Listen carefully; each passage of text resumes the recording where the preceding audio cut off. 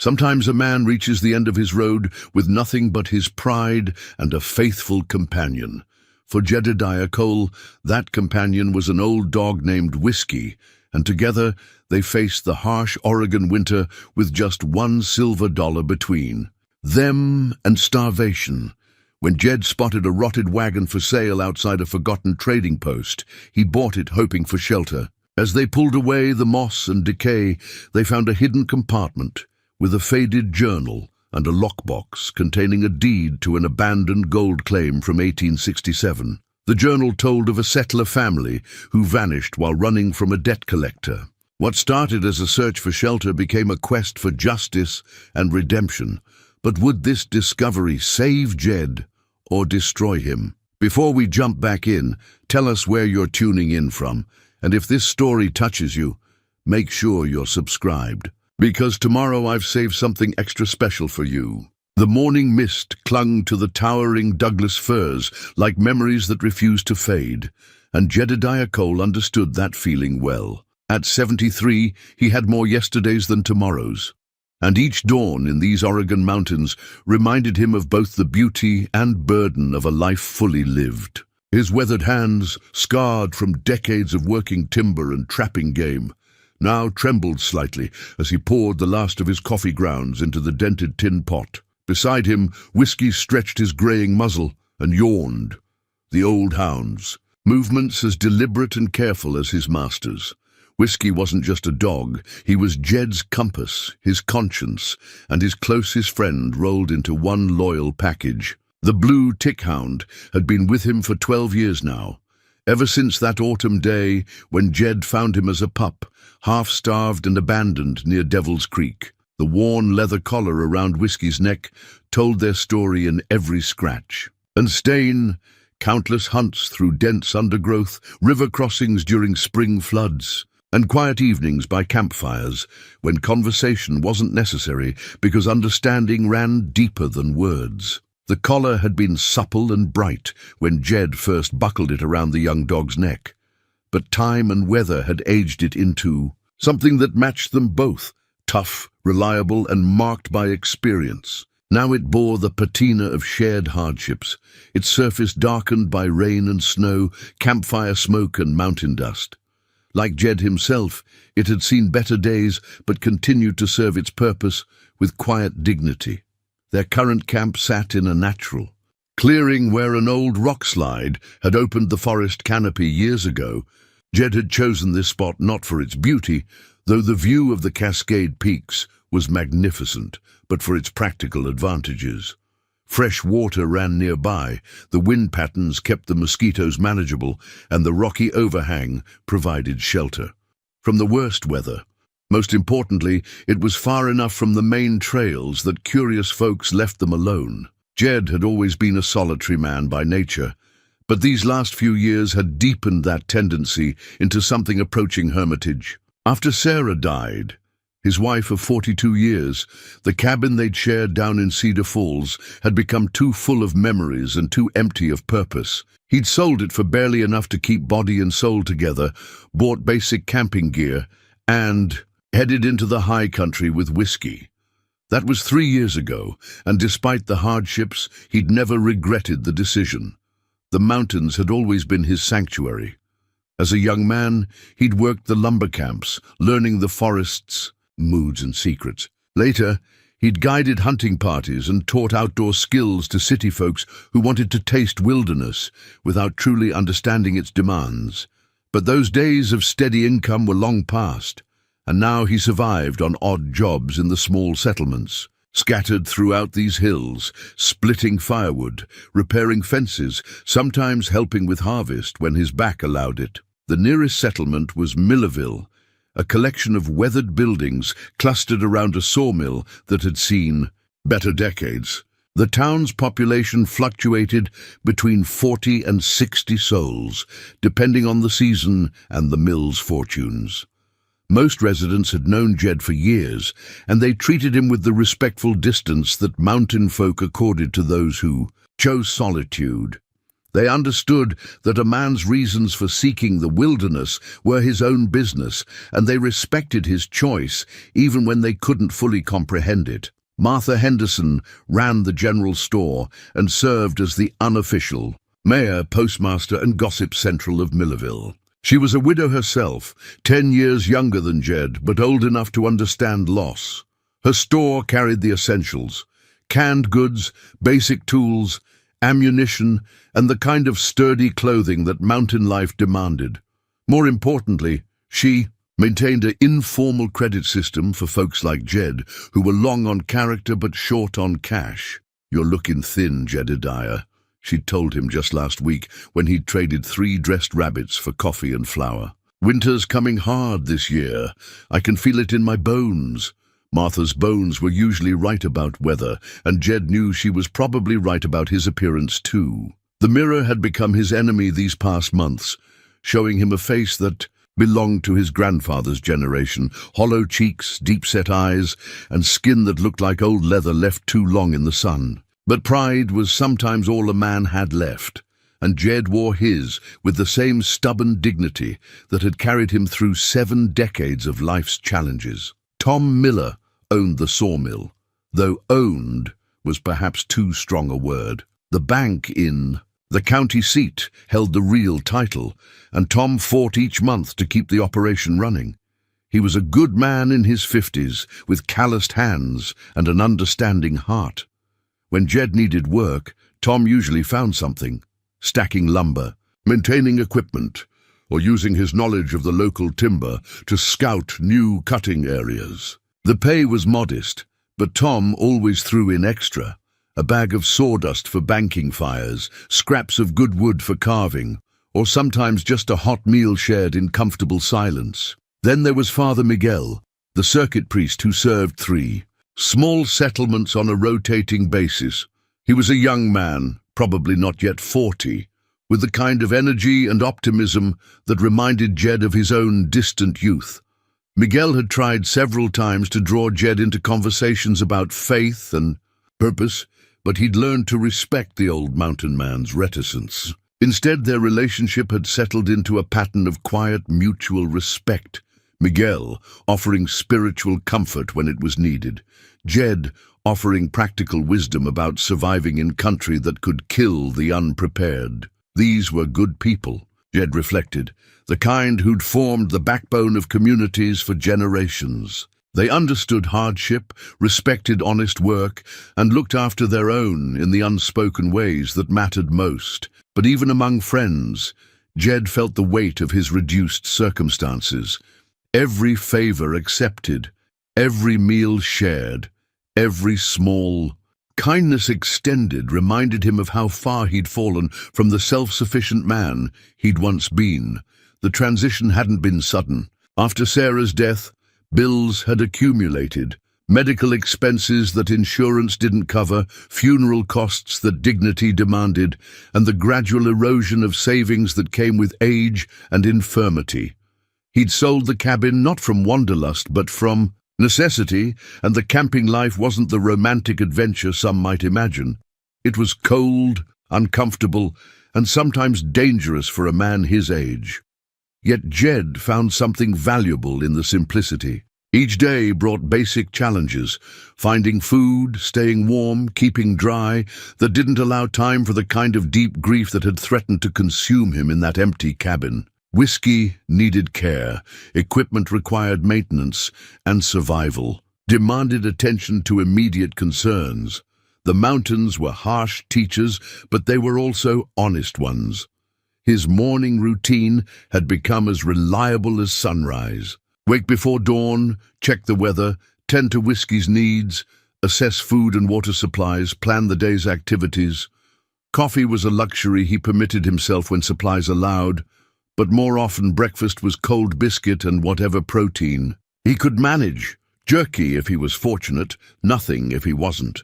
Whiskey fared better thanks to Jed's skill with snares and his knowledge of which streams held trout. The old dog had adapted to their circumstances with typical canine resilience, though Jed noticed signs that whiskey was feeling his age too. The hound moved more carefully on cold mornings, slept more deeply, and showed less enthusiasm for long hikes. But his loyalty never wavered, and his instincts remained sharp. More than once, Whiskey's alert behavior had warned Jed of approaching weather or nearby wildlife that could pose threats. This particular morning felt different, though Jed couldn't quite identify why. The air carried a hint of change, not just the seasonal shift toward winter, but something more immediate and specific. Whiskey seemed to sense it too, lifting his head frequently to test scents that the wind brought from the valley below. The dog's behavior wasn't alarmed exactly, but it suggested attention to something beyond their usual routine. As they prepared to break camp and head toward Millerville for supplies, Jed found himself thinking about purpose. For most of his adult life, he'd had clear roles: husband, provider, community member. Those identities had given structure to his days and meaning to his efforts. Now, stripped of conventional responsibilities, he sometimes wondered what justified his continued existence. Was he just postponing the inevitable, or was there still some contribution he could make? The question felt particularly sharp this morning as he rolled his sleeping bag and secured it to his pack. Martha's observation about his thinning frame wasn't wrong, and he knew that another hard winter in the mountains might be beyond his capabilities. But the alternative, charity, dependence, slow decline in some rest home, seemed worse than whatever risks the wilderness might hold. Whiskey's sudden bark interrupted these dark thoughts. The dog stood at attention, looking down the game trail that led toward the main road. His tail wagged slowly, suggesting interest rather than alarm. Following the dog's gaze, Jed saw movement through the trees.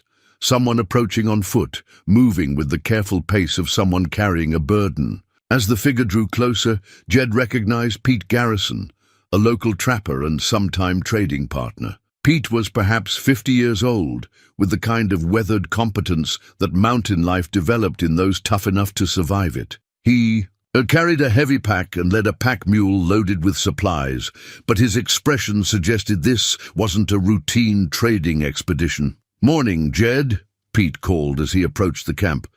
"Mind if I rest these old bones for a minute? Got something might interest you." The meeting felt significant somehow, though Jed couldn't say why. As he watched Pete approach, Whiskey's tail continued its slow, thoughtful wagging, as if the dog also sensed that this encounter might change the shape of their carefully ordered existence. Pete Garrison set down his pack with the careful movements of a man who knew the value of conserving energy. His weathered face carried news, and Jed could read the signs well enough after decades of mountain life. When a man approached your camp before full daylight with that particular expression, he wasn't just passing through. "Coffee's about gone," Jed offered, gesturing toward the tin pot. "But you're welcome to what's left." "Obliged," Pete said, accepting the cup with hands that bore the permanent stains of trap work and animal processing. He sipped the bitter brew and studied Jed's sparse camp with the kind of assessment that came natural to men who lived close to the edge. "Been thinking about you lately, Jed. Heard from Martha that you're having a lean stretch." Jed felt his jaw tighten slightly. Mountain courtesy demanded that such observations be wrapped in careful language, but the underlying message was clear. "Enough. Getting by," he replied, using the standard response that preserved dignity while acknowledging reality. "Well, that's what I wanted to talk about." Pete reached into his pack and withdrew something wrapped in oiled cloth. "Found this yesterday at old Harlan's trading post up near Whistle Creek. Harlan's closing down, selling off whatever he can't take with him. Thought it might serve your purposes." The object Pete unwrapped was a photograph, not of the item itself, but showing what appeared to be an old wagon in terrible condition. The image was blurry, taken hastily, but it showed a decrepit vehicle with missing wheels, rotted canvas, and boards that had clearly seen decades of weather. "Harlan wants $1 for it," Pete continued. "I know that sounds like money you don't have, but hear me out. The frame's still solid oak, seasoned better than anything you could buy new. Wheels are gone, but the axles are good iron. Canvas is worthless, but there's enough good lumber there to build yourself a decent shelter. Better than sleeping rough through another winter." Jed studied the photograph, his practical eye automatically cataloguing what he could see. The wagon had once been a substantial piece of equipment, probably built for serious frontier travel. Even in its current state, he could recognize quality construction beneath the decay. A man with the right skills and enough time could indeed salvage something useful from the wreck. "Dollar's all I've got," Jed admitted, the words tasting like ash in his mouth.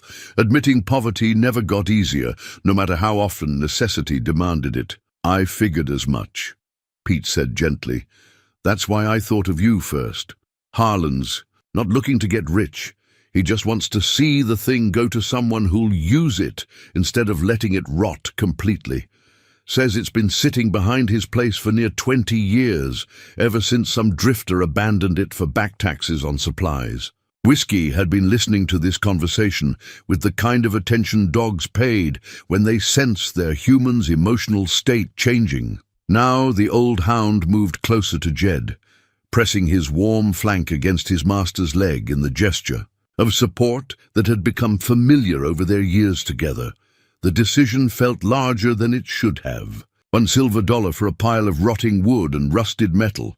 It wasn't much of a gamble in pure financial terms, but for a man whose entire liquid wealth could be held in one hand, that dollar represented security, options, the difference between eating and going hungry for several days. Spending it would be an act of faith in his own abilities, a bet that his skills could transform junk into shelter. "Where exactly is this wagon?" Jed asked, though he was already beginning to make his decision. Something about the photograph stirred his interest beyond mere practical considerations. The wagon's lines, even hidden beneath decay, suggested it had been built with care by someone who understood both craftsmanship and the demands of frontier life. "Harlan's place is about 6 miles up the creek trail," Pete replied. "Easy walking, even with that pack of yours. If you decided to take it, I could help you get it back to wherever you want to work on it. Got my mule, and I owe you for that advice about trap placement you gave me last spring." The mention of past favors touched something deep in Jed's pride. He'd always been a man who paid his debts and expected others to do the same, but these days the balance sheet ran heavily against him. Having someone acknowledge a favor he'd done, even a small one, reminded him that he still had value beyond charity. "Appreciate the offer," Jed said, then took a deep breath. "Reckon I'll take a look at this wagon. If it's as solid as you think, might be worth the gamble." Pete's weathered face creased into a smile. "Good man. Harlan will be glad to see it go to someone who knows what to do with tools. He's been feeling guilty about letting it waste away, but he never had use for it himself." Within an hour, they had broken camp and begun the trek toward Whistle Creek. Jed carried his full pack, modest as it was, while Pete led his loaded mule along trails that wound through dense forest and across rocky creek beds. Whiskey ranged. Ahead and behind, his old instincts still sharp enough to scout for potential problems or interesting scents. The morning was crisp and clear, the kind of day that made the mountains seem like the finest place on earth to draw breath. Sunlight filtered through the canopy in shifting patterns, and the air carried the clean scents of pine resin, damp earth, and the faint wood smoke from distant chimneys. Despite his circumstances, or perhaps because of them, Jed felt his spirits lifting as they walked. There was something hopeful about moving toward a decision, about taking action instead of simply enduring. Harlan's trading post appeared around a bend in the trail, like something from an earlier century. The main building was constructed of massive logs, chinked with moss and clay, with a roof of split cedar shakes that had weathered to silver grey. A wide porch ran across the front, supported by posts that showed the marks of careful axework. Various sheds and outbuildings clustered around the main structure, and the whole complex had the look of a place that had served its purpose faithfully for decades. Harlan himself emerged from the main building as they approached, a man of perhaps 65, with white hair and beard that gave him the appearance of a frontier patriarch. His eyes were sharp and kind, and his handshake carried the strength of someone who'd spent his life working with his hands. "Pete said you might be interested in that old wagon," Harlan said without preamble. Mountain folks didn't waste time on excessive pleasantries when business was at hand. "It's around back. Fair warning, she looks worse than she is, but she's still pretty rough." The wagon sat in a clearing behind the trading post, partially sheltered by a lean-to that had protected it from the worst weather. Even so, 20 years of mountain winters had taken their toll. The canvas top was completely gone, leaving only the metal frame ribs poking up like the bones of some great beast. The wooden sides showed extensive rot, and moss had claimed much of the surface. But as Pete had promised, the basic structure remained sound. Jed walked slowly around the wagon, his experienced eye reading the story of its construction and decline. The frame was indeed solid oak, joined with the kind of careful mortise and tenon work that spoke of genuine craftsmanship. The iron hardware was rusted but intact, and the wheel hubs showed the wear patterns of a vehicle that had seen serious use before its abandonment.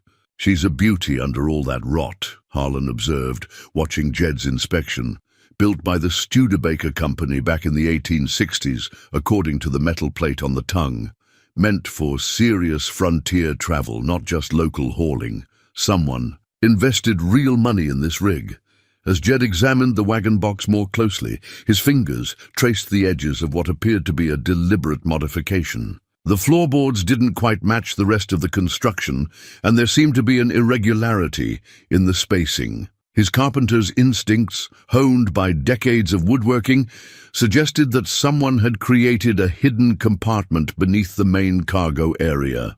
"Harlan," he said carefully, "you ever look inside this thing? I mean, really examine the floor construction?" The older man shrugged. "Never had call to. Why? You see something interesting?" Instead of answering directly, Jed continued his examination, running his hands along the floorboards until he found what he was looking for, a section that gave slightly under pressure, suggesting it wasn't permanently attached. With Pete and Harlan watching curiously, he worked his fingers around the edges until he found the hidden catch.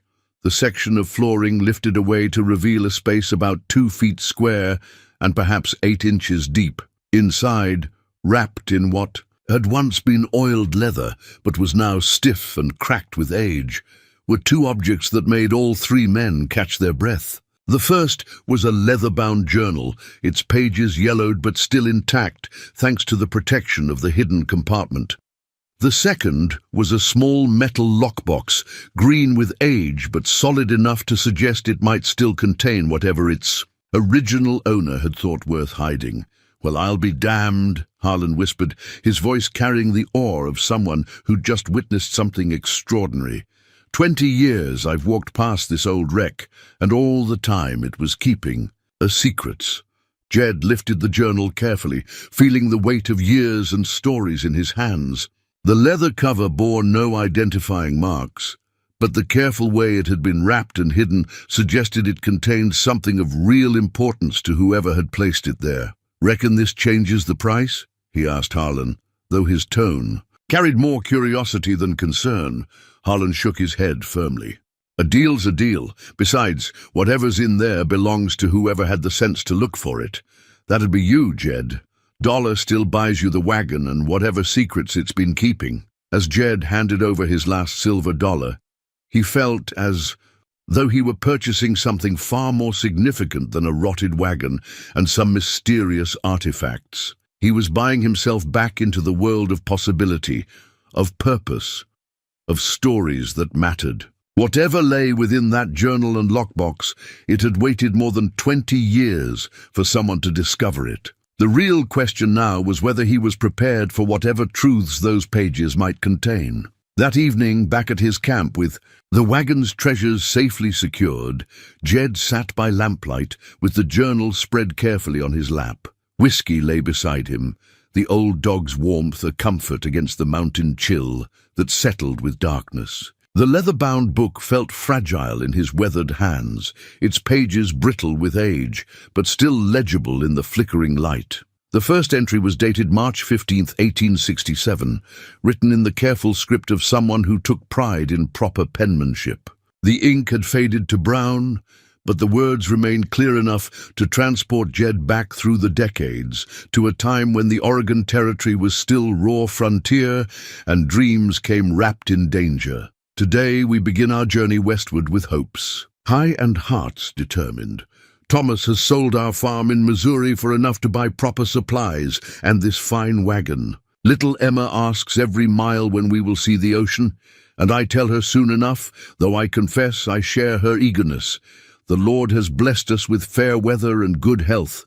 Surely these are signs that our venture will prosper. The author identified herself as Mary Brennan, and as Jed read on, she painted a picture of a family driven by the same dreams that had lured thousands to the Oregon Territory: land, opportunity, and the chance to build something lasting in a new place. Her husband, Thomas, was described as a skilled carpenter and occasional prospector, a man with gentle hands and ambitious plans. Their daughter Emma was 7 years old, bright as a new penny, and full of questions about the world they were traveling toward. Jed found himself drawn into their story with an intensity that surprised him. Perhaps it was the loneliness of his current circumstances, or maybe the journal's intimate tone that made these long-dead strangers feel like neighbors he'd somehow missed meeting. As he turned the pages, their hopes became his hopes. Their fears resonated in his chest. The early entries chronicled the typical hardships of wagon train travel: broken axles, difficult river crossings, sickness, and the constant worry about supplies. But the Brennan family seemed blessed with both luck and determination. Thomas's carpentry skills made him valuable to other travelers, while Mary's knowledge of herbs and healing earned her a reputation as someone worth knowing. Emma, according to her mother's fond descriptions, charmed everyone she met with her curiosity and fearless spirit. Thomas has made a discovery that may change our fortunes entirely, Mary wrote in an entry dated July 3, 1867. While helping repair the Johnson wagon near a creek crossing, he noticed flakes of what he believes to be gold in the gravel. We have said nothing to the others, but Thomas spent yesterday evening panning a small amount that confirms his suspicions. Could the Lord have led us to such bounty by accident? Thomas says we must be cautious and tell no one until we can properly file a claim. The discovery of gold had clearly energized the family, but Mary's subsequent entries revealed a woman torn between excitement and worry. Gold brought opportunity, but it also attracted dangerous attention. The Brennans had left the main wagon, trained to explore Thomas's find, planning to rejoin the group after establishing their claim. That decision, Jed realized as he read, had likely saved their lives initially, but ultimately sealed their fate. The claim is richer than we dared hope, Mary wrote 3 weeks later. Thomas has built a proper sluice, and in just these few days, we have recovered enough gold to pay for our entire journey twice over. Emma delights in helping wash the gravel, though we must watch her carefully around the water. She has named our creek Shining Water and insists we should build our permanent home here rather than continuing to the Willamette Valley.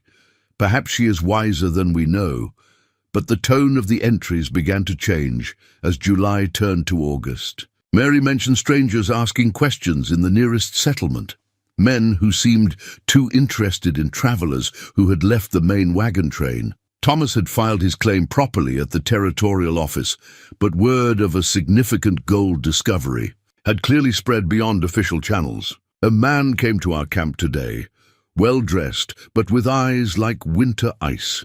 He introduced himself as Silas Moorcock and claimed to represent investors interested in purchasing mining claims. Thomas told him politely that we are not selling, but the man did not seem to hear refusal in the words. He examined our operation with the attention of someone memorizing details, and his questions about our family felt more like threats wrapped in courtesy. I fear we have drawn attention we cannot handle, Jed paused in his reading, struck by the name Moorcock. In his decades of mountain life, he'd heard that surname mentioned in connection with various business dealings, usually involving land and mining claims. The family had maintained influence in regional affairs for generations, though their methods had always been whispered about rather than openly discussed. If this was the same bloodline, the Brennans had indeed attracted dangerous attention. The journal entries from late August painted an increasingly desperate picture. Moorcock had returned several times, each visit more threatening than the last. He claimed that Thomas's claim overlapped with prior claims held by his associates, and he produced documents that seemed to support his assertion. When Thomas challenged these papers at the territorial office, he discovered that the officials who had originally processed his claim had been replaced, and the new clerks seemed remarkably sympathetic to Moorcock's position. Thomas rode to the territorial capital yesterday to seek help from higher authorities, but I fear it is already too late. While he was gone, Moorcock arrived with armed men who searched our camp and took samples of our ore. They were polite in their words, but violent in their actions. When I protested, one of them suggested that accidents happened frequently in remote mining camps, especially to families who did not understand the dangers of their situation. I have hidden this journal and our remaining gold in the place Thomas and I agreed upon. If something happens to us, perhaps someone will find this record and understand what became of the Brennan family. The final entries were hurried, the handwriting less careful as fear overcame Mary's natural attention to penmanship. Thomas had returned from the territorial capital with news that Moorcock's influence extended even to the highest levels of government. Officials who should have protected legitimate settlers seemed more interested in maintaining profitable relationships with established interests like the Moorcock family. We leave tonight with what we can carry. Thomas has drawn a map showing where we buried our remaining gold and supplies, hoping we can return when this madness passes. Emma does not understand why we must abandon our beautiful creek, and my heart breaks to see her confusion. She asks why the bad men want to take our shining water, and I have no answer that a 7-year-old could comprehend. Thomas says we will go north toward the Columbia, where his cousin may shelter us until we can find help.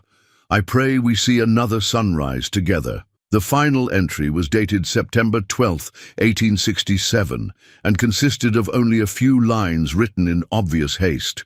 They have found us. Thomas says to take Emma and run while he delays them. I am burying this journal in our old hiding place with Thomas's map. If God wills it, we will return. If not, may someone find this record and know that we died trying to protect our daughter's future. The map shows where we buried our savings at the claim. Emma's doll is buried with it. Thomas said even if we lose everything else, she should have something to remember her childhood by. Forgive me, Lord, for what we could not prevent. Jed closed the journal gently, his hands trembling with more than cold. Somewhere in these mountains, the bones of Thomas, Mary, and little Emma Brennan lay unburied and unmourned. Their gold claim, stolen through violence and corruption, had probably enriched the Moorcock family for generations, and their story, hidden in a rotting wagon for more than 50 years, had waited all this time for someone to bear witness to their tragedy. Beside him, Whiskey whined softly, sensing his master's emotional turmoil.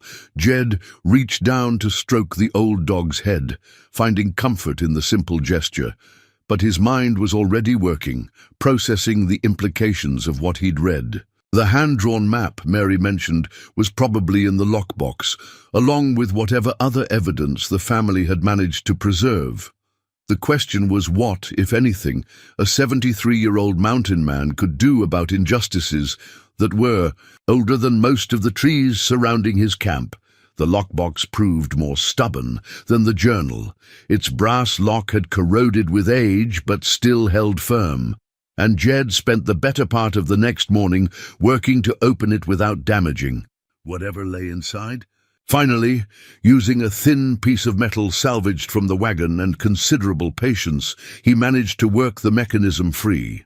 Inside, wrapped in oiled cloth that had better preserved its contents, lay the promised map along with other items that made Jed's breath catch in his throat. Thomas Brennan had drawn his map with the careful attention of a man who understood that lives might depend on its accuracy. The landmarks were clearly marked: creek bends, distinctive rock formations, and tree patterns that would still be recognizable.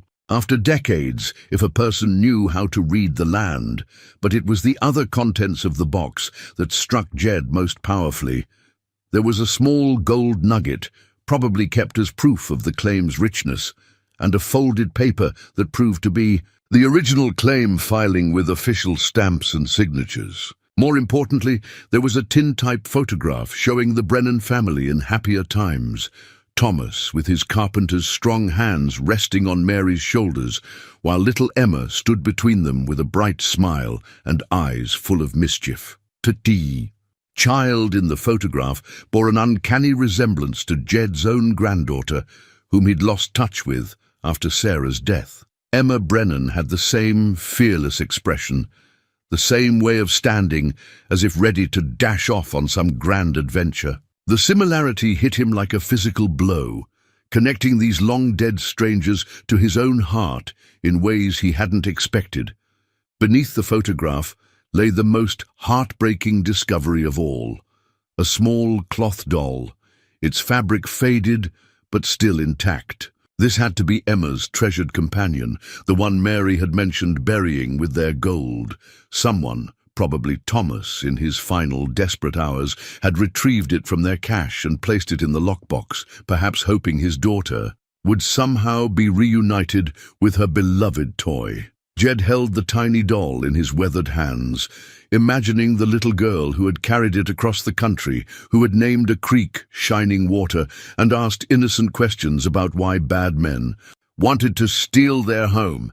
The weight of injustice settled on his shoulders like a familiar pack, and he found himself making a silent promise to Emma Brennan's memory. The map proved surprisingly easy to follow once Jed oriented himself to the landmarks Thomas had so carefully recorded. The claim lay about 8 miles northwest of his current camp, in country that Jed knew reasonably well from his trapping days. According to the map, Shining Water Creek was what folks now called Miners Creek, a tributary that had indeed seen placer mining activity over the decades since the Brennans' disappearance. With whiskey ranging ahead, Jed made his way toward the marked location, the doll carefully wrapped and carried in his pack alongside the journal and map.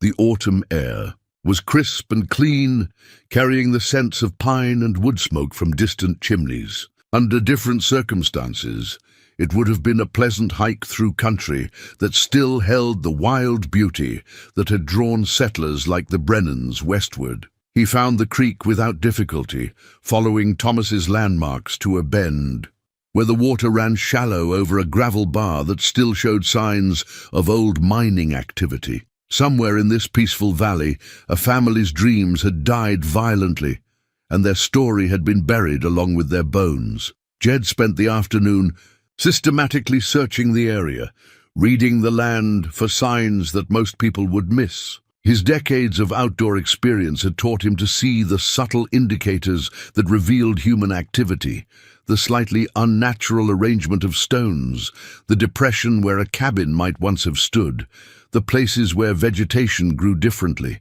because the soil had been disturbed. Near a cluster of large boulders that matched Thomas's description, he found what he was looking for: the remains of a stone fire ring, almost completely overgrown, but still visible to experienced eyes. Nearby, barely perceptible depressions in the earth suggested where a tent or small cabin had once stood. And scattered through the area, the kind of small metal objects that accumulate around any long-term camp: rusted cans, a broken knife blade, buckles from leather goods that had long since rotted away. But it was whiskey who made the most significant discovery. The old dog had been investigating a natural depression near the creek bank, whining softly and pawing at something that caught his attention. When Jed joined him, he found what appeared to be mining tools. A rusty pan, parts of a wooden sluice box, and several hand tools that matched the kind Thomas would have used in his gold recovery operation. The tools were hidden beneath decades of accumulated leaves and debris, but their presence confirmed that this was indeed the Brennan claim. More importantly, they suggested that the family had been forced to abandon their operation quickly, leaving behind equipment that would have been valuable and difficult to replace. As afternoon shadows began to lengthen, Jed expanded his search. Compartment, looking for the burial site Thomas had marked on his map. According to the carefully drawn directions, the family's emergency cache lay 30 paces northeast of the main camp, marked by a distinctive split boulder that should still be identifiable. He found the boulder easily enough. A granite formation, perhaps 8 feet tall, that had been split by frost and weather into 2 distinct pieces with a narrow gap between them. But as he examined the area around its base, looking for signs of disturbed earth, Whiskey began behaving strangely. The old dog approached one particular spot near the boulder's base and then backed away, whining and showing the kind of distress that Jed had learned to take seriously. Dogs sense things that humans missed, and Whiskey's behavior suggested something that disturbed him on a primal level. Kneeling beside his companion, Jed began carefully brushing away leaves and debris from the spot that had captured Whiskey's attention. What he uncovered made him sit back on his heels with a sharp intake of breath. Partially buried in what had once been soft earth, now packed hard by decades of weather, were unmistakably human remains. Not a complete skeleton, but enough bone, fragments and teeth to confirm his worst fears. The Brennan family's flight had ended here, in this peaceful valley where they'd hoped to build their future. But these weren't the remains of adults. The size and characteristics of the bones were those of a child, little Emma, who had asked innocent questions about shining water and bad men, who had carried her cloth doll across a continent only to die in terror and confusion in this remote place. Jed's hands shook as he gently covered the bones again, his mind struggling with the enormity of what he'd discovered. This wasn't just history anymore. It was evidence of murder, proof that the Moorcock family's wealth had been built on the graves of innocents. The gold claim, stolen through violence and corruption, had probably been passed down through generations who either didn't know or didn't care about the blood that stained their inheritance. As darkness began to settle over the valley, Jed made his way back toward his camp with Whiskey close beside him. The old dog seemed to understand the solemnity of what they'd discovered, staying unusually close to his master's side as they navigated the familiar trails. But halfway back to camp, they encountered something that made both man and dog freeze in their tracks. Fresh tire marks in the soft earth beside the trail, and the unmistakable signs that someone had been watching the area recently. Boot prints in the mud, cigarette butts that hadn't been weathered by more than a day or two, and the kind of disturbed vegetation that suggested people had been moving through the area with vehicles. Someone else knew about the Brennan claim. And based on the evidence Jed was seeing, they were actively investigating the same area he'd been exploring. The question was whether their interest was historical, or whether the Moorcock family's legacy of violence was about to claim new victims. The next morning brought unwelcome visitors to Jed's camp. He woke to Whiskey's low growling, a sound the old dog reserved for genuine threats rather than casual wildlife encounters. Through the pre-dawn gloom, Jed could make out 2 figures approaching on foot, moving with the confident stride of people who were accustomed to getting their way. The first was a man in his 40s, well-dressed in outdoor gear that looked expensive but unused. His companion was younger, perhaps 30, with the kind of build that suggested regular gym time and the attitude that came with it. Both carried themselves with an air of authority that immediately put Jed on edge. "You, Jedediah Cole?" The older, Man asked without preamble. His voice carried the educated accent of someone who'd grown up with privilege, but there was steel underneath the polish. Name's Clayton Moorcock. This is my associate, Mr. Stevens. We need to have a conversation. The surname hit Jed like a physical blow, though he kept his expression carefully neutral. After decades of mountain life, he'd learned the value of not revealing what he was thinking until he understood the situation completely. "Depends on what kind of conversation you're looking for," he replied, staying seated by his campfire but keeping his hands free. Clayton smiled, but it didn't reach his eyes. "The kind where we discuss your recent interest in local history, specifically your visit yesterday to property that belongs to my family.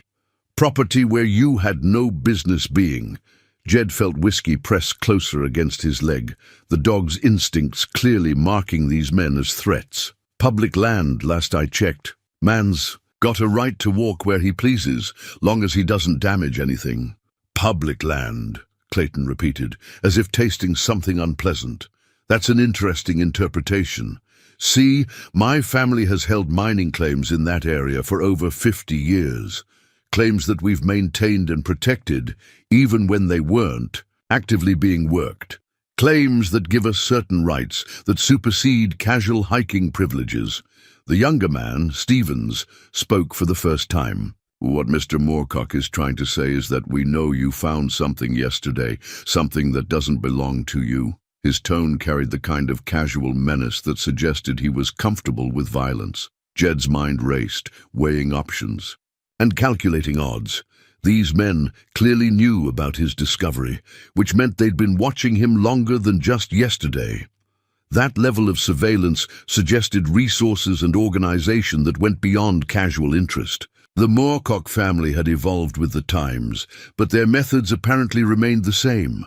"Don't know what you're talking about," Jed said carefully. "Just an old man taking walks with his dog. Nothing illegal about that." Clayton's smile grew colder. "Mr. Cole, let me be direct. Yesterday you visited the site of an old mining claim that my great-great-grandfather acquired legally in 1867. You spent considerable time there, and you took something that belongs to my family. I want it back." The casual mention of 1867 confirmed Jed's worst fears. This wasn't coincidence. The Moorcock family knew exactly what had happened to the Brennans, and they'd spent generations covering it up. Clayton's presence here meant that Jed's discovery posed a genuine threat to whatever version of history they'd constructed to legitimize their wealth. "Even if I had found something," Jed said slowly, "how would you know it belonged to your family? Unless you've been keeping pretty close track of things that most folks would have forgotten by now." Stevens shifted his weight, and Jed caught a glimpse of shoulder holster beneath his jacket. The message was clear without being explicitly stated. This conversation could go in several different directions, and not all of them involved Jed walking away intact. "My family keeps excellent records," Clayton replied.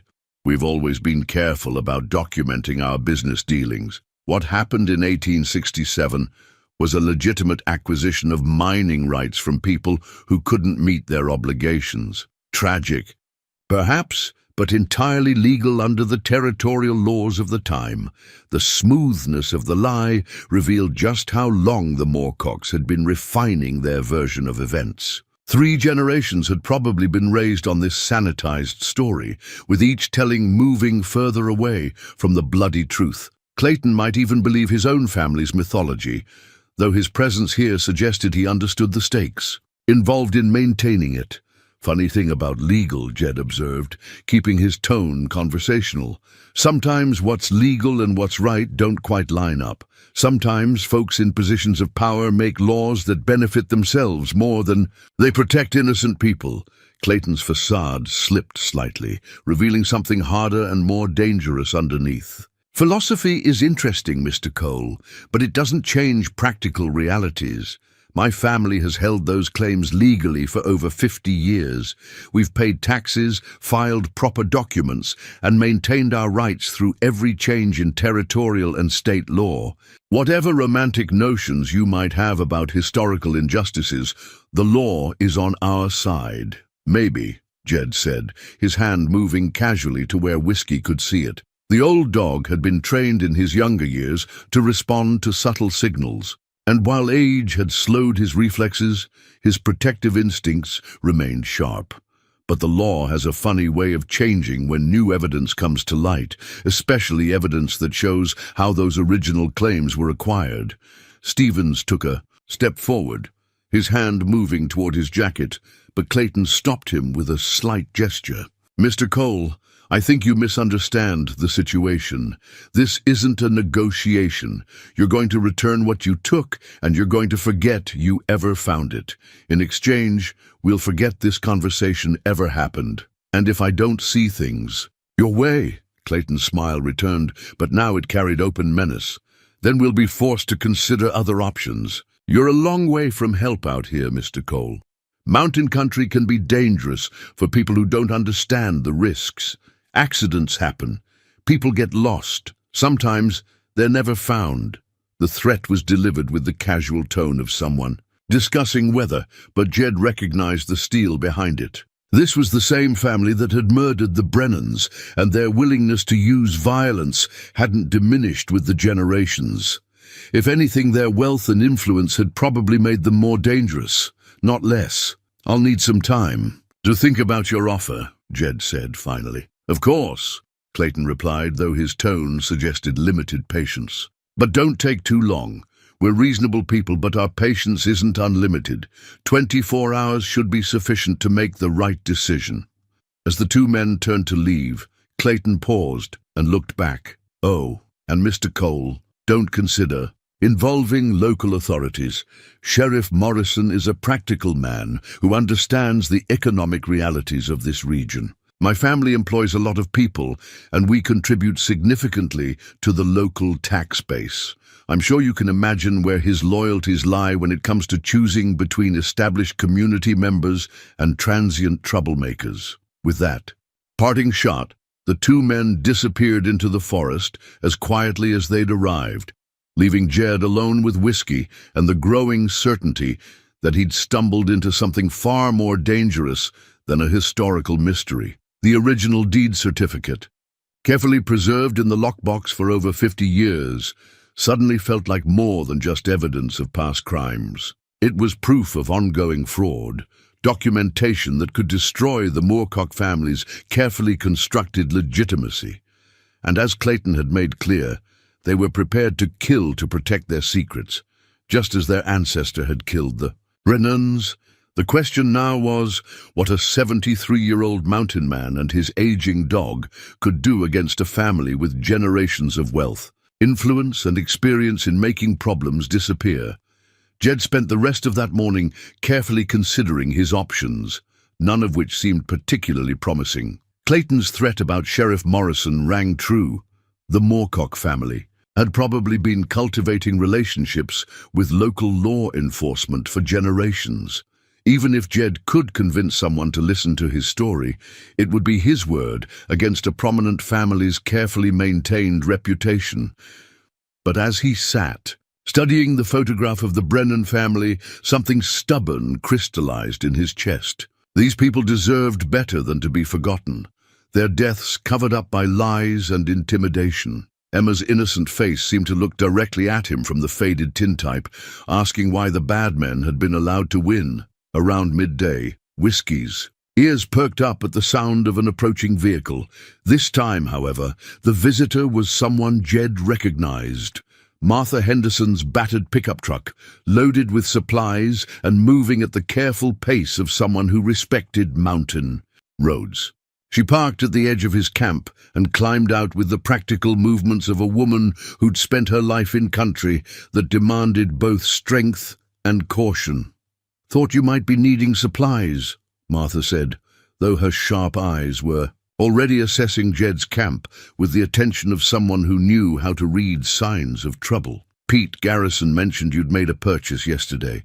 Figured you might be working on some kind of project." Martha had been part of these mountains for over 30 years, and she understood the delicate balance of offering help without damaging pride. Her general store served as an informal information center for the scattered population, and she'd developed the kind of instincts that kept communities functioning despite their isolation. "Appreciate the thought," Jed replied, though he found himself scanning the tree line for signs that Clayton might have left watchers. "Been doing some thinking about local history lately. Amazing how much gets forgotten over the years." "History's a funny thing," Martha agreed, beginning to unload boxes from her truck. "Some stories get told and retold until they take on a life of their own.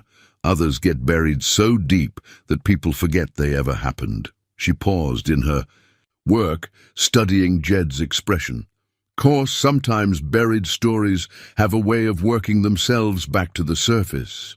The careful phrasing suggested that Martha knew more about the situation than she was saying directly.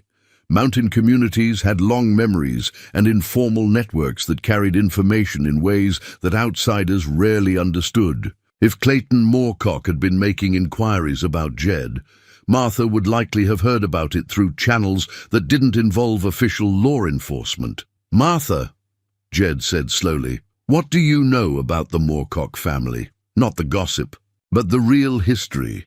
She finished unloading a box of canned goods before answering, using the time to consider her words carefully. "They've been powerful in these parts for a long time.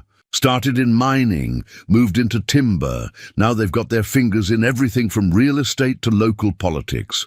Always been rumors about how they got their start, but rumors are dangerous things to repeat without proof." "What kind of rumors?" Martha glanced around the camp, her experienced eyes noting details that confirmed her suspicions about Jed's recent activities. The carefully preserved journal, the old photograph partially visible among his belongings, the way Whiskey kept looking toward the tree line as if expecting trouble, all of it painted a picture that aligned with information she'd been gathering. Through her own channels, the kind that suggests their original wealth came from claims that might not have been acquired as legally as their family history maintains, she said finally. Stories about families who disappeared right around the time the Moorcocks suddenly became prosperous. Nothing anyone could ever prove, but enough smoke to suggest there might have been fire. She pulled a thermos from her truck and poured coffee into 2 cups, handing one to Jed with the kind of gesture that invited confidence. "I also know that Clayton Moorcock has been asking questions around town about an old mountain man who's been poking around historical sites. Seems he's concerned about people disturbing things that should be left alone." The confirmation of Clayton's surveillance activities wasn't surprising, but it emphasized how quickly Jed's situation was deteriorating. If the Moorcocks were actively monitoring his movements and making inquiries about him, it suggested they viewed him as a genuine threat, rather than just a nuisance to be dismissed. "Martha, if someone found evidence of historical crimes, real evidence, not just rumors, what would be the best way to make sure that evidence saw daylight?" She sipped her coffee thoughtfully, her eyes studying the mountains that had been her home for decades. "Depends on what kind of evidence and how powerful the people involved might be. Local authorities might not be the best option if the families involved have deep roots and long memories. Sometimes you need to go outside the usual channels."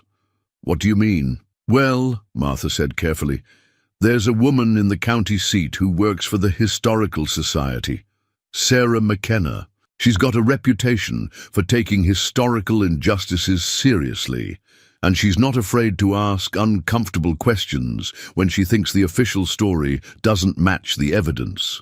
More importantly, she's got connections with university researchers and journalists who specialize in Western history." The name Sarah struck Jed with unexpected force. It was his late wife's name, and hearing it in this context felt like more than coincidence. Perhaps it was a sign that he was on the right path, or maybe just the kind of meaningful connection that desperate people found when they needed hope. "She might be interested in seeing what you found," Martha continued, "assuming, of course, that what you've found is significant enough to warrant outside attention. The kind of attention that powerful families can't control through local influence.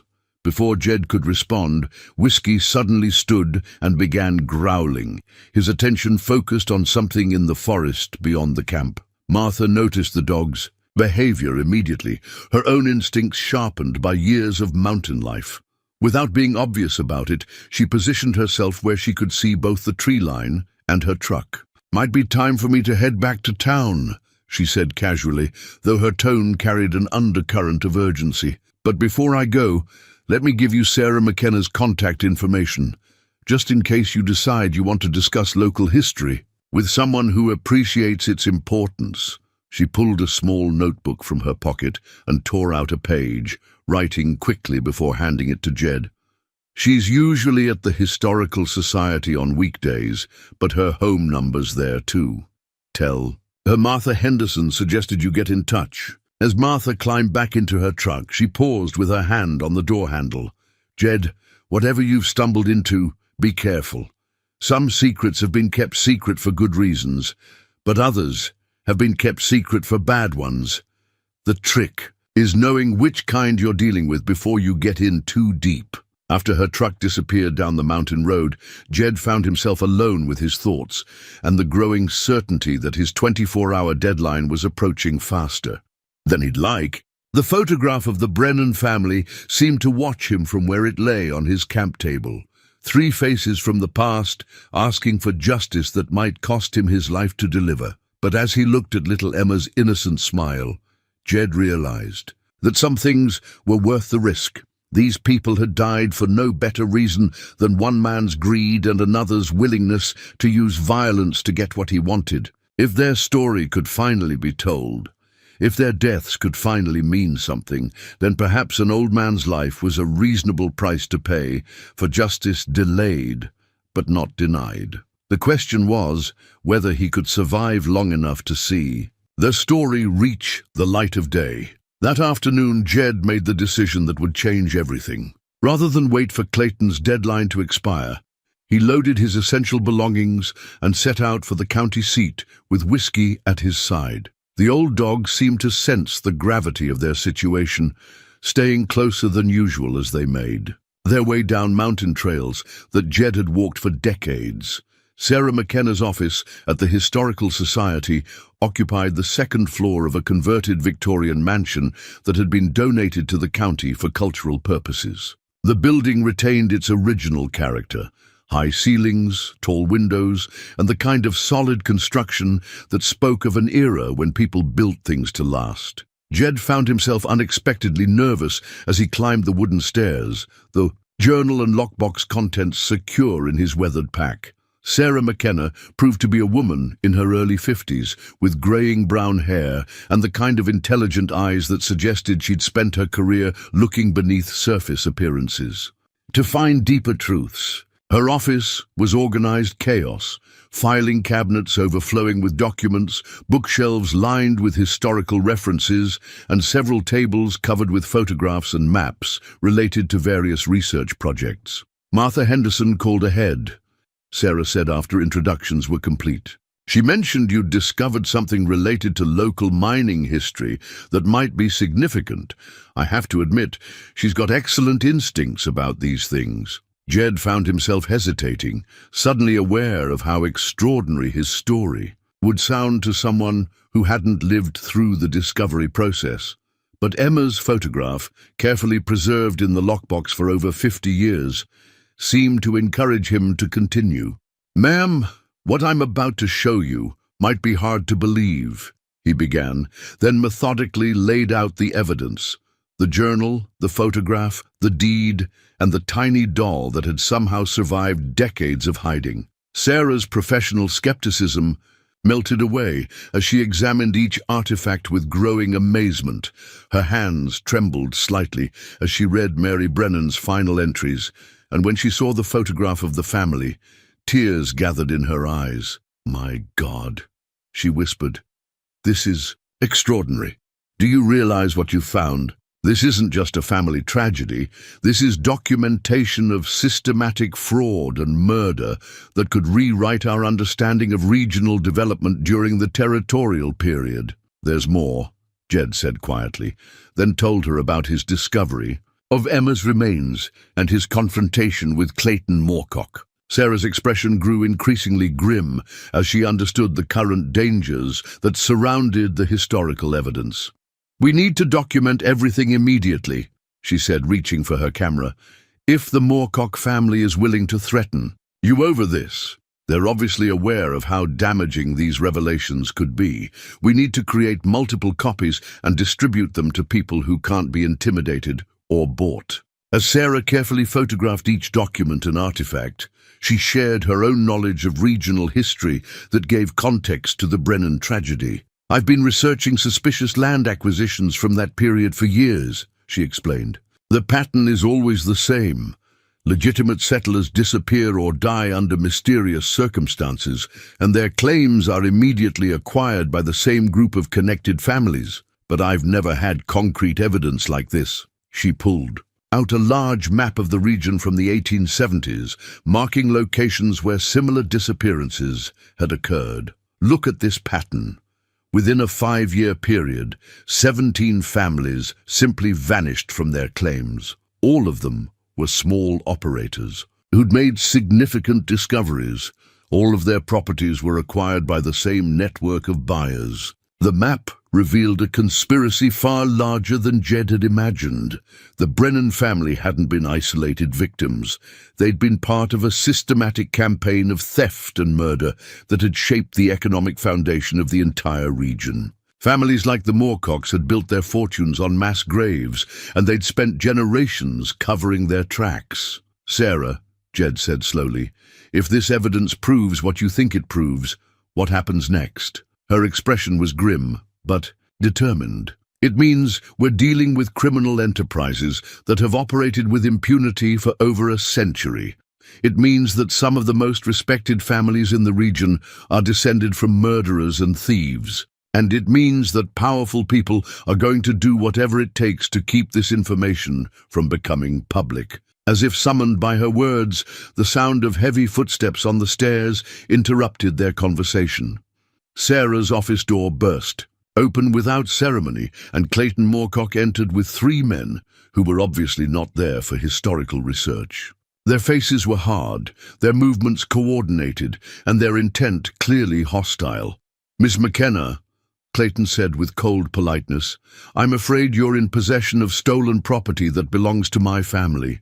I'll need you to hand over any documents or artifacts that Mr. Cole may have shared with you." Sarah stood slowly, her hand moving toward the desk drawer, where Jed glimpsed the outline of what might be a small pistol. "Mr. Moorcock, these materials are evidence of historical crimes. They belong in the public record, not in your family's private collection."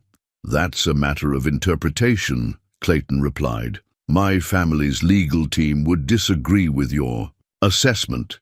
More importantly, your continued possession of stolen materials could be construed as receiving stolen goods, which is a felony under state law." One of Clayton's men, a large individual with the build of someone comfortable with violence, stepped forward menacingly. "Maybe we should just take what we came for and avoid any legal complications." But before anyone could act on the threat, Sarah's hand came up from her desk drawer, not with a weapon, but with a small digital recorder that had obviously been running throughout the conversation. "Gentlemen," she said calmly, "you've just threatened a state employee in the performance of her official duties. You've also effectively confessed to a conspiracy to suppress evidence of historical crimes. This entire conversation has been recorded and automatically uploaded to cloud storage that my office maintains for exactly these situations." Clayton's face flushed with rage, but before he could respond, Sarah continued, "More importantly, copies of all the materials Mr. Cole brought me have already been transmitted to researchers at 3 major universities, the State Attorney General's office, and 2 journalists who specialize in historical crime stories. Your family's secrets are no longer secret." The silence that followed was electric with tension. Clayton's men looked to him for direction, but he seemed stunned by the speed with which his carefully controlled situation had spiraled beyond his influence. "You have no idea what you've started." Clayton said finally, his voice carrying a cold fury that made even his own men look uncomfortable. My family has been protecting this community for generations. We've provided jobs, supported local institutions, and maintained stability that benefits everyone. You're going to destroy all of that for the sake of people who died 50 years ago. Over a century ago, Sarah corrected quietly. And they didn't just die, they were murdered by your ancestors for their gold. Everything your family has built is founded on mass murder, and it's time for that truth to be acknowledged. As Clayton and his men prepared to leave, he turned back with a final threat. This isn't over. Not by a long shot. There are ways to handle problems that don't involve direct confrontation, ways that take time to arrange, but are very permanent in their resolution. After they left, Sarah immediately began making phone calls, while Jed sat in stunned silence, processing the enormity of what had just occurred. In the space of a few hours, his discovery of a rotted wagon had escalated into a confrontation with a criminal enterprise that had operated for over a century. "Jed," Sarah said after finishing her calls, "I've arranged for you to stay in protective custody until we can sort this out. The state police are taking this seriously, and they're coordinating with federal authorities who have jurisdiction over historical crimes involving territorial-era fraud." But Jed shook his head, surprising them both. "Appreciate the offer, but I've got something I need to finish first. That little girl's bones are still lying in an unmarked grave up in those mountains. Before anything else happens, she deserves a proper burial and a headstone with her real name on it." Sarah's eyes filled with understanding and respect. "Then we'd better work fast," she said, "because Clayton Moorcock just declared war on everyone involved in exposing his family's crimes, and men like that don't make idle threats." As they prepared to leave her office, Jed carefully wrapped Emma's doll in protective cloth, knowing that soon it would be returned to the child who had treasured it over a century ago. Justice had been a long time coming to the Brennan family, but perhaps it wasn't too late for the truth to finally matter more than the lies that had buried it. That evening, back in Sarah's home on the outskirts of town, Jed found himself studying a tarnished sheriff's badge that Sarah had retrieved from her office safe. The badge belonged to Deputy Marshal William Fletcher, who had mysteriously disappeared in 1868 while investigating reports of missing families in the mining regions. His body had never been found, but his badge had been discovered years later by a rancher who turned it over to the Historical Society without understanding its significance. Fletcher was getting close to the truth, Sarah explained, as she spread additional documents across her kitchen table. His reports show he'd identified the pattern of disappearances and was beginning to connect them to specific land acquisitions. Then he vanished, and his investigation was quietly closed by authorities who claimed lack of evidence. The badge felt heavy in Jed's weathered hands, its weight representing more than just metal and authority. Deputy Marshal Fletcher had been trying to do exactly what Jed was attempting now: bring justice to families who had been murdered for their claims. The fact that Fletcher had died for his efforts wasn't lost on either of them. "Sarah," Jed said quietly, "I've been thinking about what Clayton said earlier, about his family providing jobs and supporting the community. How many people are going to suffer when this story breaks?" It was a question that had been troubling him since they'd left the Historical Society. The Moorcock family's business empire probably employed hundreds of people throughout the region. Local banks, suppliers, and service companies had built their own prosperity around Moorcock money. Exposing the truth about the family's origins would send shockwaves through the entire economic structure of several communities. Sarah set down the documents she'd been organizing and gave him a look of profound respect. "That's exactly the question a good man would ask," she said. "But consider this. How many families over the past century have been denied justice because people were afraid of economic disruption? How many other crimes have been covered up because the perpetrators were too important to prosecute? She pulled out another folder, this one containing newspaper clippings and legal documents from more recent decades. The Moorcock family's influence didn't end with the territorial period. There are documented cases of environmental violations, worker safety issues, and union organizing efforts that were suppressed through intimidation and violence. The methods changed, but the mentality remained the same. As Jed examined the more recent evidence, a pattern emerged that was both familiar and disturbing. The Moorcocks had continued to operate above the law, using their wealth and connections to avoid consequences for actions that would have destroyed ordinary families. Workers who complained about unsafe conditions found themselves blacklisted. Throughout the region, environmental activists who challenged their mining practices faced harassment that drove them out of the area. This isn't just about historical justice, Sarah continued. This is about breaking a cycle of abuse that's been going on for generations. Every year we delay brings more victims. The sound of vehicles outside interrupted their conversation. Sarah immediately moved to the window, peering through curtains she'd drawn for privacy. 3 trucks, she reported. Men getting out. They don't look like they're here for a social visit. Jed felt whiskey press against his legs as the old dog sensed the tension in the room. Through the years, the hound had developed an almost supernatural ability to read dangerous situations, and his current behavior suggested immediate threats. "Back door?" Jed asked, already moving toward his pack.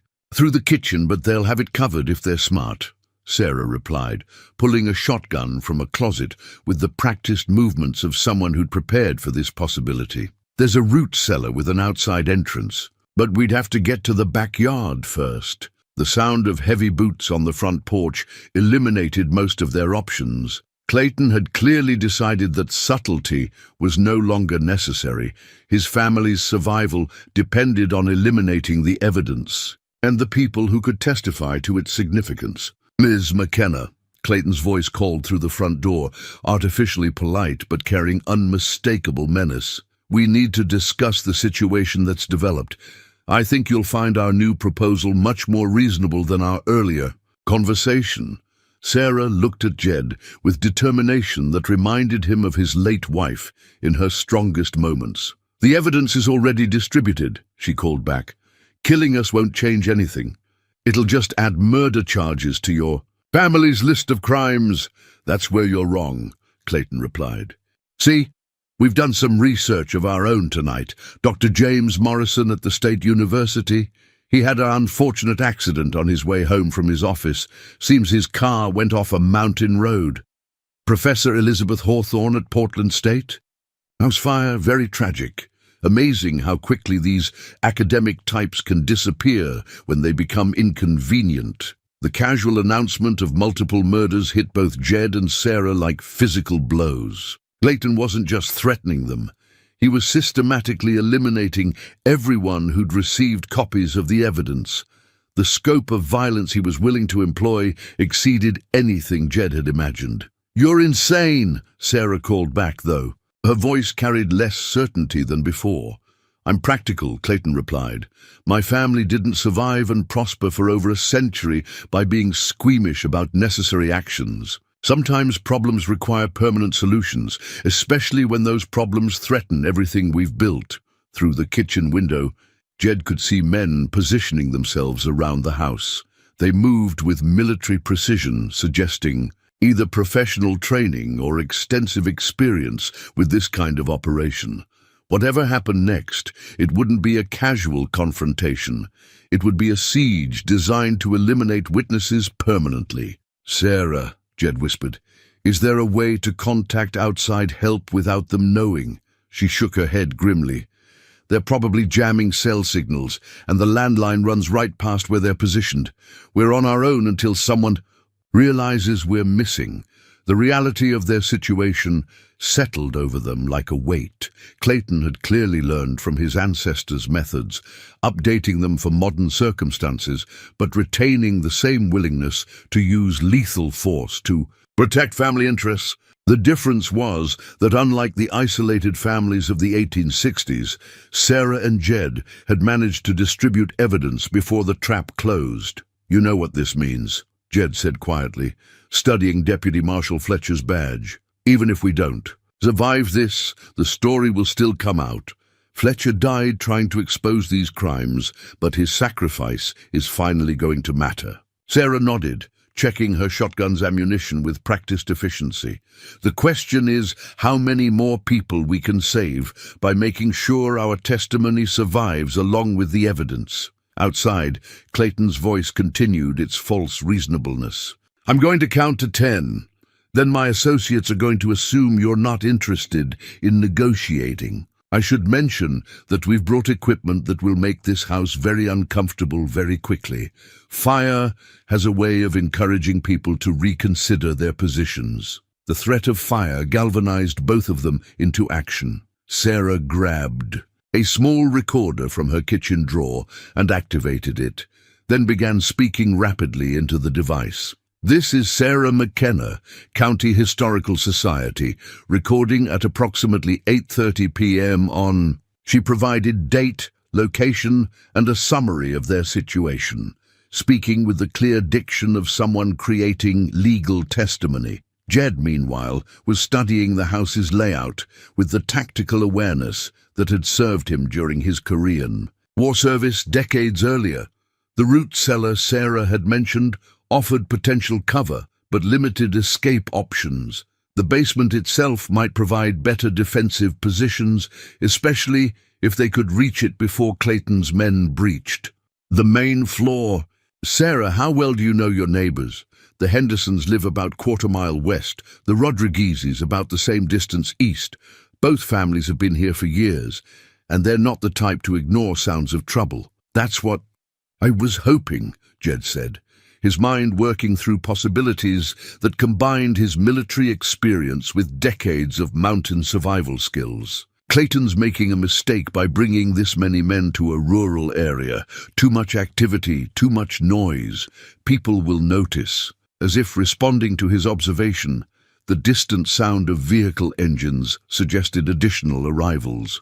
But instead of more of Clayton's people, these engines had the deeper rumble of farm trucks rather than the smooth purr of expensive SUVs. Through the side window, Sarah caught a glimpse of headlights approaching from multiple directions. "That's Jim Henderson's truck," she said with growing hope. "And Roberto Rodriguez's pickup. I think the cavalry is arriving." Clayton's voice from the front porch had lost some of its confidence. "Ms. McKenna, I strongly suggest you discourage any interference from local residents. This is a private matter that doesn't concern them." But Sarah was already moving toward the front door with her recorder still running. "Mr. Moorcock," she called out loudly enough for the arriving neighbors to hear, "you and your men are trespassing on private property while making threats of violence. I suggest you leave immediately before this situation escalates beyond your ability to control it." The tactical situation was shifting in ways that Clayton clearly hadn't anticipated. His plan had relied on isolating and eliminating witnesses quietly, but the arrival of additional local residents meant that any violence would occur in front of multiple witnesses who couldn't be easily silenced. As truck doors slammed and voices called out in the darkness, Jed felt a familiar sensation from his combat days, the moment when a desperate situation begins to turn in your favor through combination of preparation, luck, and the unexpected actions of decent people who refuse to stand aside when their neighbors are threatened. Deputy Marshal Fletcher's badge seemed to warm in his hand, as if the lawman's spirit approved of the way his long-delayed investigation was finally reaching its conclusion. Justice had been over a century in coming, but it was still justice, and sometimes that had to be enough. The arrival of Jim Henderson and Roberto Rodriguez, followed quickly by 3 other local families, transformed the situation from a private siege into a public confrontation. As pickup trucks formed a rough semicircle in Sarah's yard, their headlights created a harsh theater where decades of hidden crimes were about to be exposed under the glare of community attention. Jed stepped onto the front porch, Emma's small cloth doll visible in his weathered hands, its faded fabric catching the light in a way that made it seem almost luminous. The sight of the child's toy, carefully preserved for over a century, created a moment of profound silence, as everyone present seemed to grasp the significance of what they were witnessing. "Clayton," Jed said, his voice carrying clearly across. "The yard, this belonged to Emma Brennan. She was 7 years old when your great-great-grandfather murdered her, along with her parents, in 1867.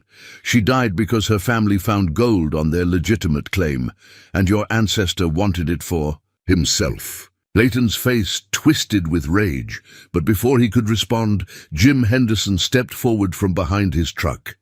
"I know that name," the older farmer said. "My grandfather used to tell stories about the Brennan family. Said they disappeared one autumn, and their claim got taken over by folks who hadn't earned it."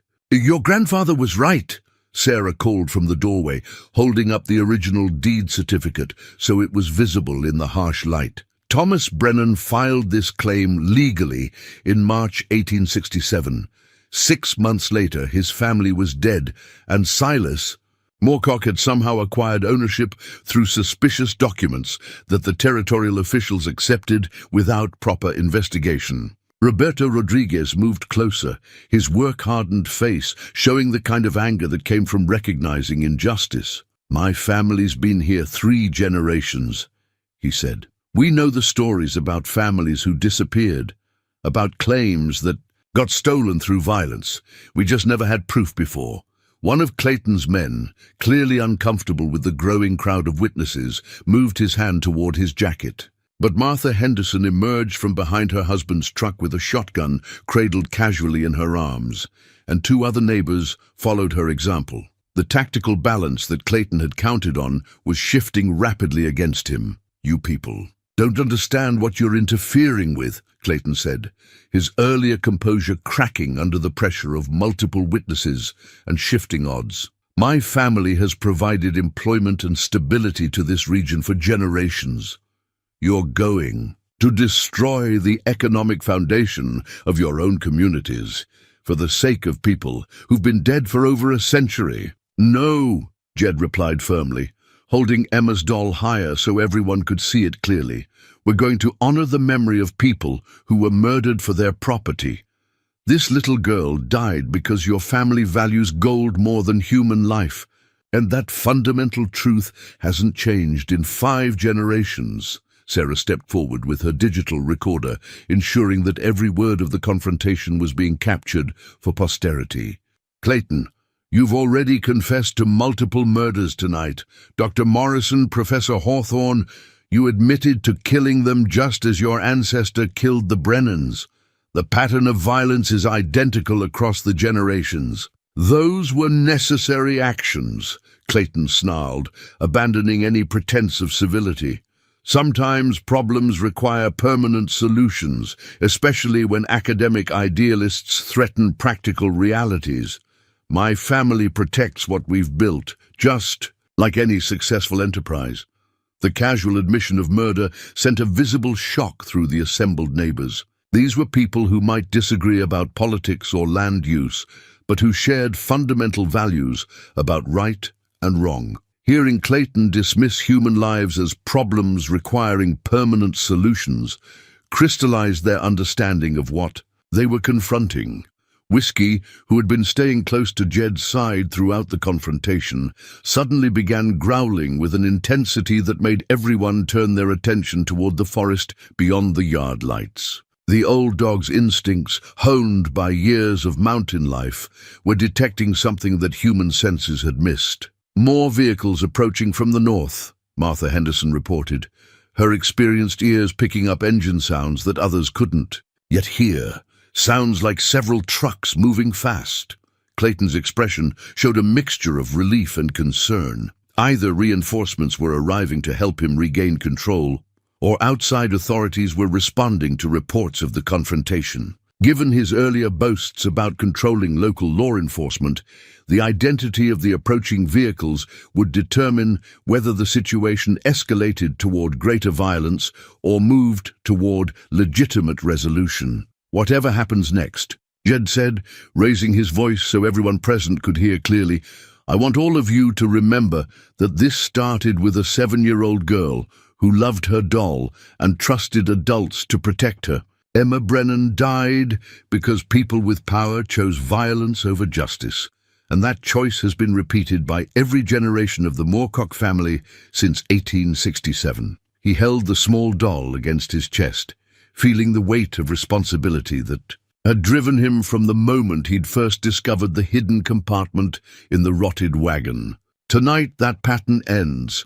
Tonight, Emma Brennan finally gets the justice her family was denied. The sound of approaching vehicles grew louder, and everyone in the yard prepared for whatever was coming next, knowing that the next few minutes would determine whether a century of hidden crimes would finally face the light of justice or disappear forever under another layer of violence and intimidation. The approaching vehicles proved to be state police cruisers and federal agents. Their arrival coordinated through Sarah's earlier calls to authorities who operated outside the Moorcock family's sphere of influence. As uniformed officers emerged from their vehicles with weapons drawn, the balance of power shifted decisively away from Clayton and his hired men. "Nobody move," commanded Agent Rebecca Torres of the FBI's regional office, her voice carrying the authority of federal law enforcement. "We have warrants for the arrest of Clayton Moorcock and associates on charges of conspiracy, murder, and racketeering under federal statutes governing historical crimes and ongoing criminal enterprises." Clayton's face went pale as he realized that his family's century of influence had finally reached its limits. Federal jurisdiction meant that local connections and regional political power were irrelevant. The crimes he'd boasted about just minutes earlier were being treated as elements of a continuing criminal conspiracy that federal courts would take very seriously. One of his hired men made the mistake of reaching for his weapon, but Whiskey launched himself from Jed's side with a speed that belied his advanced age. The old dog's protective instincts, honed by years of guarding his master in dangerous country, drove him to attack the threat with fierce determination. His powerful jaws clamped down on the gunman's wrist, preventing the draw while giving the federal agents time to secure the situation. "Good boy, Whiskey," Jed said proudly as agents moved to restrain Clayton's men. The old dog had probably saved lives through his quick action, proving that loyalty and courage weren't diminished by age when they served a righteous cause. As handcuffs clicked and Miranda rights were read, Sarah approached Agent Torres with the digital recorder and copies of all the evidence they'd assembled. "Agent Torres, everything is documented here. The historical crimes, tonight's threats, Clayton's admission of murdering Dr. Morrison and Professor Hawthorne. Plus, we have multiple civilian witnesses to corroborate the threats and confessions." Agent Torres examined the evidence with professional efficiency, her expression growing more grim as she understood the scope of what they were confronting. "Ms. McKenna, based on your initial call and the preliminary investigation we conducted this afternoon, we've already secured additional evidence that supports federal prosecution. The Moorcock family's business records show a pattern of fraud, intimidation, and violence that extends well beyond the historical crimes." Clayton, now restrained between two federal agents, made one final attempt to assert his family's influence. "You have no idea what you're doing," he snarled at the assembled crowd. "My lawyers will have this entire case dismissed within a week. My family has connections that go all the way to Washington." "Your family had connections," Agent Torres corrected calmly. Past tense. "The investigation that began with Ms. McKenna's call this afternoon has already resulted in the arrest of 3 state officials, 2 federal judges, and a dozen business associates who were part of your family's network of corruption. Your connections are now evidence in our case." The systematic dismantling of the Moorcock power structure had apparently been planned for months, with Sarah's evidence providing the final catalyst that federal authorities needed to move. The scope of the operation suggested that Jed's discovery of the wagon had triggered consequences far beyond anything he could have imagined. As Clayton and his men were loaded into federal vehicles, Jim Henderson approached Jed with obvious respect. "That was a brave thing you did, taking on a family that powerful with nothing but the truth as your weapon." "Wasn't just me," Jed replied, carefully wrapping Emma's doll for protection during transport back to the mountains. "This little girl waited over a century for someone to listen to her story. I just happened to be the one who found her family's journal." Roberto Rodriguez nodded thoughtfully. "My grandfather always said that the mountains remember everything, even when people try to forget. Maybe they were just waiting for the right person to come along and help them tell their stories." As the federal vehicles departed with their prisoners, Agent Torres provided final instructions to Sarah and Jed. "You'll both need to provide formal testimony over the next several weeks, but the immediate danger is over. The Moorcock organization is finished. We've frozen their assets, arrested their key associates, and exposed their methods to public scrutiny.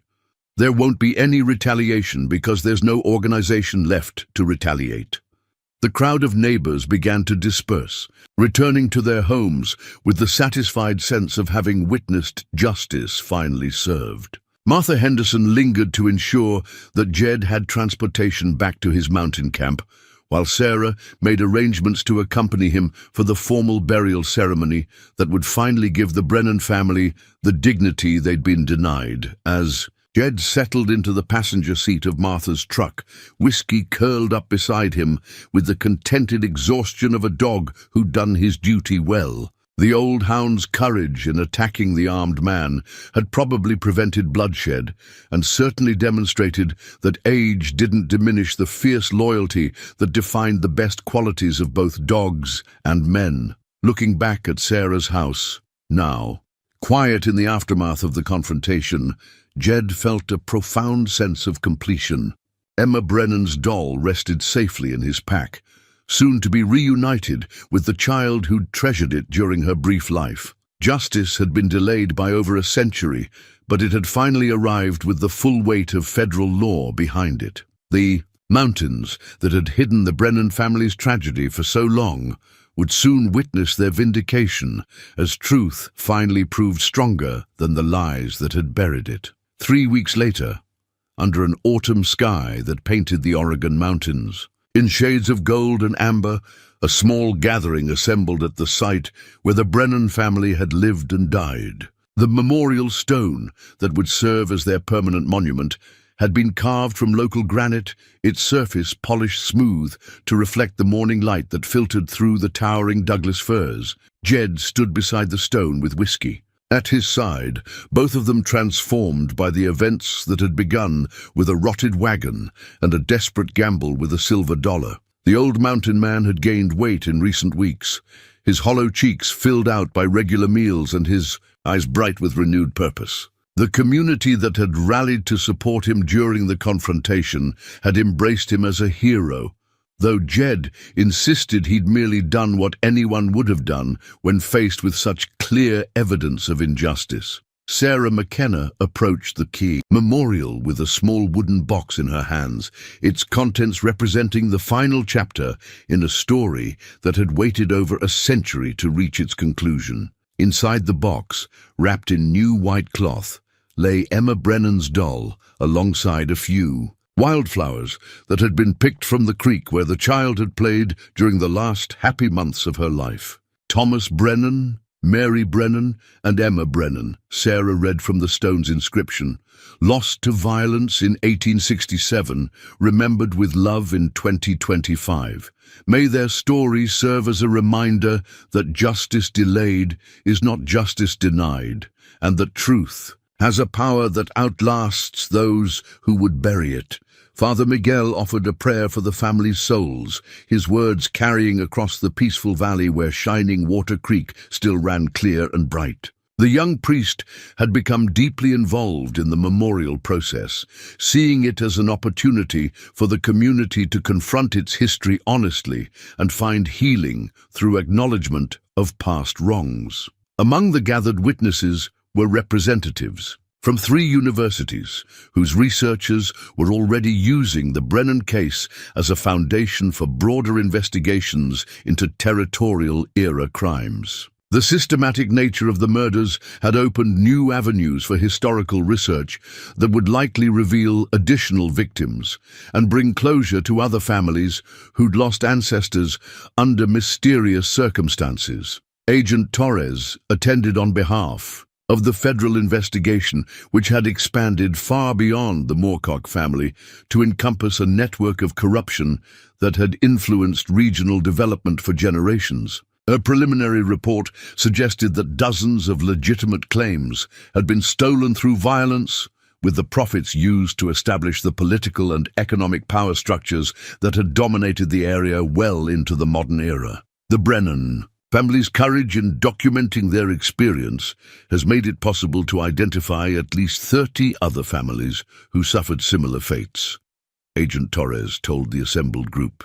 Their journal and the evidence Mr. Cole preserved will serve as the foundation for historical justice that extends far beyond this single case. As the formal ceremony concluded, Jed carefully placed Emma's doll in the small grave that had been prepared beside the memorial stone.